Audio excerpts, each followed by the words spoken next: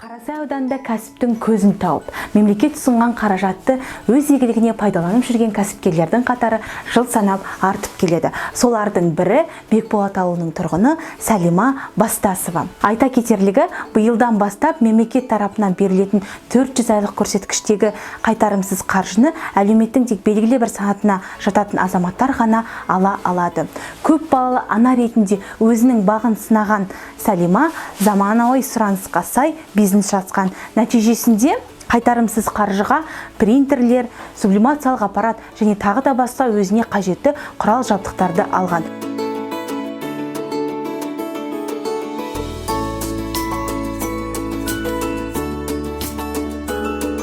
Ең бірінші мен үйде отырған кезде өзімнің бір жай ғана принтерім болды. Сол принтер арқылы мен осындай баннеркелерді, шаблондарды шығара бастадым. Одан кейін мен өзі 5 балам бар. Сол 5-ші балам 1 жасқа толмай тұрған кезде мен сондай грант бар екенін естідім. Оказывается, негізі мемлекетте көп бар екен ғой, қолда оны білмейді екенбіз үйде отырып, шыны керек. Соны естігеннен кейін мен барып жұмыспен қамту орталығына сұрадым, осылай тапсырсам бола ма? Мен өзімнің бағанағы жаңадан принтерлер алып, өзім сондаймен айналысқым келеді деп. Уже июльде, августта мен барып неттім. Заявка тастадым.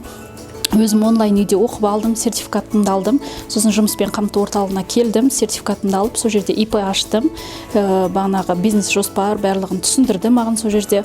Сол кезде мен жұмыспен қамту орталығына осындай жасайтын заттардың барлығын жасап апардым. Бизнес бастау деген бағанағы жұмыспен қамту орталығынан маған 1.225.000 бөлінді. Таза тоймен айналысқаннан кейін тойға керекті заттардың бәрін алдым. Бағанағы бирка шығаратын, блокнот жасайтын, шарик үрлейтін аппарат алдық. Бір айдан кейін осы жерден естідік, осы жерде арендаға беріп жатыр деген. Октябрьдің 25-інде открытие жасадық мына жерде. Содан бері осы жерде жолдасым екеуміз істеп жатырмыз. Әлі де біздің бір бөлмеміз бос тұр. Ол бөлмеге әлі болашақта баннер шығарсақ деген ниет бар. Бұйырса енді көрейік, анау 5 миллиондық қолдау деген бар ғой.